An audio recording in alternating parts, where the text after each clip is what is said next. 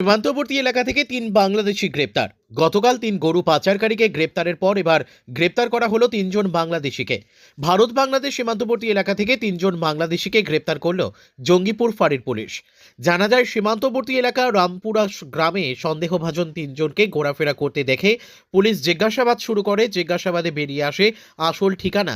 জানা যায়, ৩ জনের বাড়ি বাংলাদেশের চাঁপাইনবাবগঞ্জ জেলার চাপাই থানা এলাকায়। ধৃতদের নাম মোহাম্মদ জসিমউদ্দিন শেখ এবং রাকিবুল শেখ।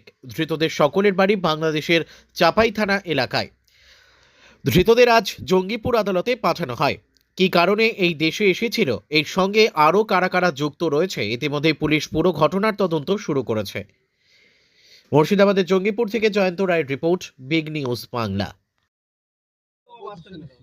আচ্ছা, কিভাবে এসেছিলেন, পার হয়েছিলেন কিভাবে? কিভাবে পার হলেন? হাঁটা পার হয়েছি। কোন দিক দিয়ে এসেছেন? কতদিন আগে এসেছিলেন?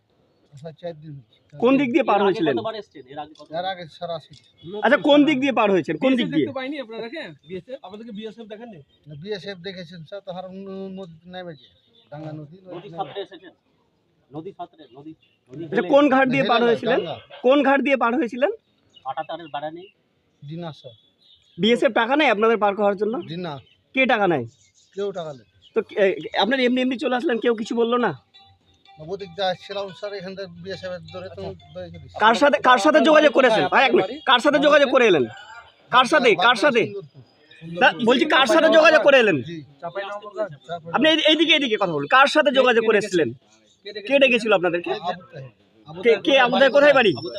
এইখানে স্যার, ভারতেই বাড়ি। উনি গরু পাচার করে। গরু পাচার করে। কত টাকা আমাদের দর্শক মণ্ডলী কত টাকা দিবে বলেছিল আপনাদেরকে এই আসার জন্য? চুক্তি হয়নি স্যার। কত হ্যাঁ? বলেছিল? 10-12 হাজার। 10-12 হাজার টাকা দিয়ে বলেছিল একটা গরুতে? জোড়া। আচ্ছা, কতজন এসেছে? 3 জন।